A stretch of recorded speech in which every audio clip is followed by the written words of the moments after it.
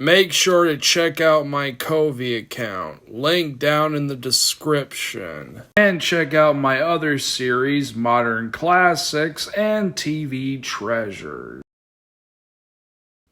His name is Henry.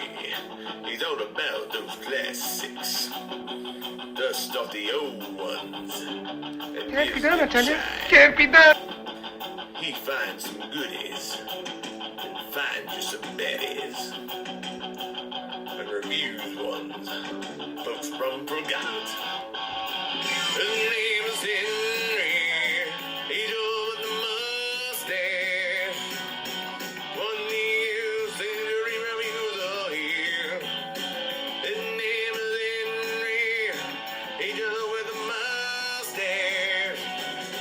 20th century reviews are here. 20th century reviews are here.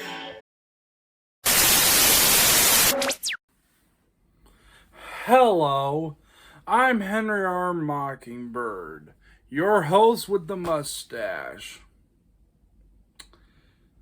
And I've just been thinking, how have I not gone? And I honestly don't know what could be said about the Three Stooges that hasn't already been said. Well, I'll say this. I was first introduced to them at age 12 when I was at Tilden Middle School, and I dug them up. Is it really any wonder I grew up the way I did, given how I grew up with these guys? I, of course, liked Curly, mostly for his child and hyperactive energy, but I also thought that Shemp was pretty underrated, and that Joe and Curly Joe were very misunderstood as stooges, but I'm glad they're getting the respect they deserve. And why have I not talked about the Three Stooges? Well, to be honest, that is pretty damn difficult. I would have trouble narrowing down a top 10 list just talking about these dudes. I don't even have a favorite Three Stooges episode. There are just too many for me to choose. I love all the Three Stooges episodes. I pretty much love almost everything the Three Stooges. If you want to know more about the Stooges, a link will be provided to this documentary, which has been posted on my channel. Well, why haven't I talked about any of their movies? Yeah, you didn't know that? They made movies. And why have I not reviewed any of those, you might ask? Well, it's not like I don't have any material. On the contrary, there is plenty of material for me to work with. To the movies they did at Columbia Pictures, like Have Rocket Will Travel. To Three Stooges Around the World in a Daze. To Three Stooges Meet Hercules. To Three Stooges in Orbit, to The Outlaws Are Coming, to their very last film, Kook's Tour, to that heinously awful and obnoxious 2012 movie, to the movies they did when they were still working with Ted Healy, like Soup to Nuts, The Dancing Lady, Hollywood Party, and Meet the Baron, as well as those movies they did in the 40s like Gold Raiders and Rockin' in the Rockies and Swing Parade of 1946. And as promised last week, I will be reviewing Snow White and the Three Stooges. Well, Poke away!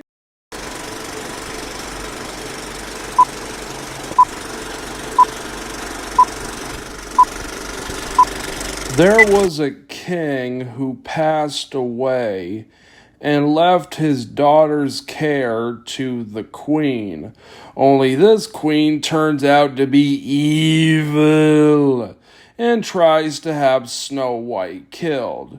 She escapes and then finds shelter in the Seven Dwarfs cottage, which is being occupied by Montebanks, aka puppeteers, aka the Three Stooges, and their adopted son, Quadro, who turns out to be Prince Charming with a case of amnesia.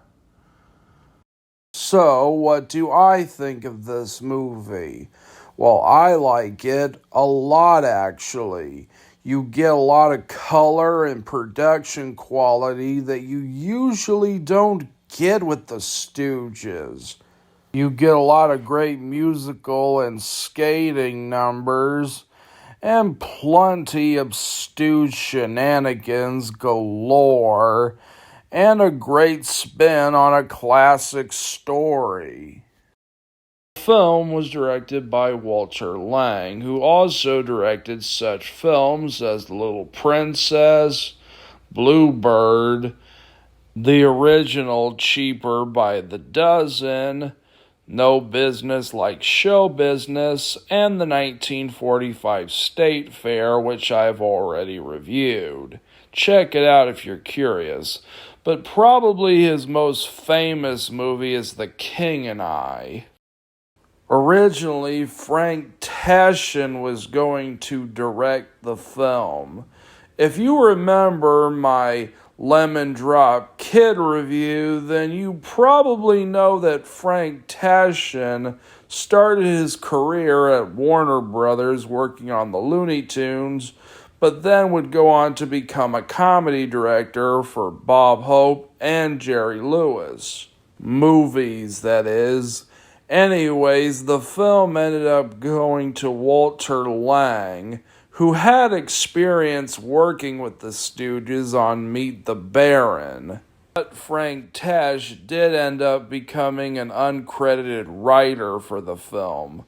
Walter Lang decided to make the film a big, lavish production, spending $3.5 million, which is a lot of money for early 60s standards, making this movie the most expensive Stooge movie ever. The film was produced by Charles Z. Wick, who would later become director of the United States Information Agency when Ronald Reagan was president, and was also the father of Douglas Wick, who would later go on to be the producer for a lot of movies like Hollow Man, Great Gatsby, The Gladiator, Peter Pan 2003, the Stuart Little trilogy, and Robin Williams' RV. But everything was not peachy keen on set. Actress Patricia Menina would later recall that Carol Heiss would constantly try to get herself fired from the movie. Well, I guess Carol Heiss has better respect for Snow White than Rachel Zegler. It's a freaking joke! Relax. When the film finally was released, despite it getting an award for Best Screenplay from the Writers Guild of America, it was a critical and financial disappointment. Even Moe wasn't really a huge fan of it, calling it a Technicolor disappointment. And even fans of the Stooges weren't that pleased with the film. Although, over time, the film has gained a cult following from people who grew up with it, and even Stooge fans have warmed up to it, and even Carol Heist has warmed up to the film, doing an interview for the film in 2003. Now, let us talk about our characters. I like how this version tries to flesh her out by showing her childhood and how happy she was with her father. We also see that Snow White at one point had friends, including her best friend Linda, who's kind of dressed like Bo Peep. It's nice to see Snow White actually have a good life before everything goes downhill.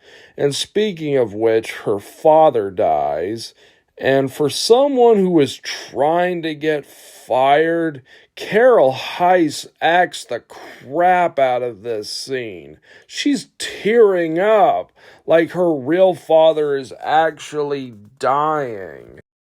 Anyways, Snow White's father died, and things only go from bad to worse as Snow White is thrown in a tower cell.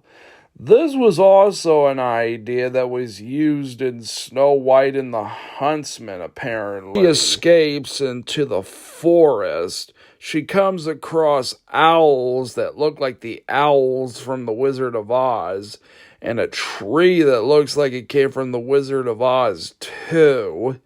She finally finds happiness for once with Quadro and the Stooges. They pretty much become her loyal bodyguards. And now it's time for me to talk about Quadro, aka the Prince. He's done way better here than he was in the Disney version. He wasn't even all that interesting in the Disney version. Here, he's a lot more interesting. We get to see his backstory and how the Stooges ended up adopting him. We get to find out how he got amnesia and how the Stooges found him. Apparently, they're con artists, and when they're caught with their latest con, they end up finding Quadro being attacked by the Huntsman. And the Huntsman is played by Max Baer, who was a wrestler before becoming an actor. And seeing the Stooges take on a wrestler is something I never thought I needed in my life. It is awesome seeing them take him down. Anyways, finding him, and it turns out he hit his head on a rock. I'm pretty sure getting hit on the head with a rock like that would pretty much kill you, but he's not dead. He just has amnesia and a cartoonishly bump on his head. Later in the film, Quattro gets captured, and it's revealed that he is the prince. Revealed by his nurse, who's played by Blossom Rock, who was also Mama in the Addams Family. Better not miss, Fester. Morticia hates bullet holes in her wall. It turns out he had a birthmark, and they find out he is the prince. But thankfully, he gets his memory back due to a fall. After he gets his memory back, he becomes a sword-fighting Errol Flynn badass. And he even gets a showdown with one of the film's baddies, Count Oga, as they duke it out. Even the romance he has with Snow White is more believable. They're a really lovely and cute couple. He even sings to her with a puppet, which I'm not sure is creepy or not. And the puppet is voiced by Mel Blanc himself. Yes, oh yes, oh yes. Now hear this, all you good people. I am Quinto the Magnificent, Quinto the Stupendous, Quinto the Colossal. Heroes would mean nothing without their fair share of villains to combat. So let us talk about them, starting with the Wicked Queen herself. And to say she's wicked would be an understatement. She's not just jealous for her beauty, she wants to keep her throne, and she will do whatever it takes to keep it. And her magic mirror is voiced by Lou Drake Von Drake himself, Paul Frees. What I like about this magic mirror is that it's not all evil. It later helps the prince find Snow White. Now that's pretty cool. It shows that not all magic things are used for evil. They're just used by evil people. As in the case of Count Olga's magic sword, which can also only be used for good. And that brings me to our second baddie, Count Olga, played by Guy Ralph. No relation to James. Anyways, he is really enjoyable as Count Olga, playing an almost Basil Rathbone Sir Guy type character. He too is also evil, but in a different way from the Queen. For example, he's the one who makes the Wicked Queen into the old hag. And he's also the one who gives her the poison apple, which has a ticking clock. Poison apple will make Snow White sleep for 40 moons and 40 suns, and then she dies forever. Even the way Count Olga goes out is really awesome. He falls off the castle and melts in a vat of boiling oil. And now it's time to talk about the main attraction, the Three Stooges. Honestly, what can I say? It's the Three Stooges. Every moment with them is both hysterical and laugh out loud funny. Like when Curly throws a barrel of flour onto Curly Joe, or when Mo falls on that barrel, breaking eggs on his head. Or when Curly Joe smashes Mo with the accordion in the face. And they rescue Quattro from the Queen. They play a game of disguisey with Mo with a mustache. And Curly Joe and Larry are hiding in a cart, and they bonk two guys on the head with a mallet. They end up taking out the chef with the ultimate stooge weapon, a pie in the kisser. And the Stooges get a funny bit where they try to rescue Quattro with a file in the sandwich. And you know how I said that Count Olga had a magic sword? Well, the Stooges steal it, and they later use it without knowing they use it to get away from the Queen's guards and onto a mountain. And then afterwards, they use the sword when they find out it is the magic sword to get themselves into a nice warm cottage. Also use it to take out the Queen. While the Stooges do have many laughs, There are times where they do get to show some of their emotional strengths in acting, especially Mo, who he is crying his eyes out. Just look at him, acting like he lost someone who he loved. It makes sense that he's very good dramatically because he wanted to become a dramatic actor before becoming a comedic actor. An old 70-year-old man when I was 16 years old, and played many of the old melodramas like The Old Homestead, East Lynne, and Human Hearts. I don't remember these days, but I hear that they did exist once. Yes, and I played with such people as Frank McHugh and Frank Morgan and Harding. So this was quite a departure for you. Yes, I would say it was. This was a development over a period of years. You enjoy this more, I take it? You stayed with it? Financially, yes, but my old love is still prevalent as far as I'm concerned. So really all these years of success have sort of been a saddened success to you in a way? From the theatrical standpoint, I would say yes. That's interesting. Just like Chaplin would like to play Hamlet. Damn! Who thought a guy with this haircut could pull off dramatic performances? Who'da thunk it? Next, I want to comment on the soundtrack. It has a very early 1960s Broadway / Kennedy Center feel to it, with all the cheese of the 1960s.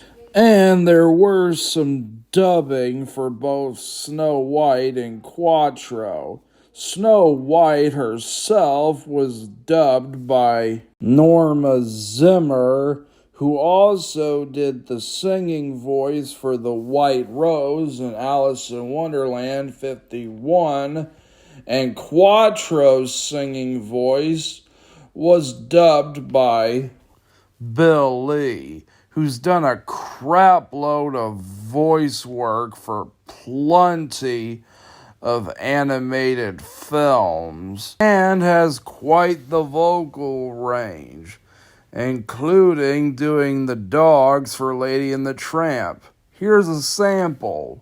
He's a tramp. He's a scoundrel. He's a rounder. He's a cad. I really don't have a joke for that clip, to be honest. I just wanted an excuse to show footage, or at least behind the scenes footage, of Lady and the Tramp with Peggy Lee singing and a bunch of dudes playing hound dogs. And all of the songs are really catchy. I triple dog dare you to listen to one of these songs and try to get it out of your head. Now let us listen to one of the first songs of the movie, There's a Place in the Sky Called Happiness.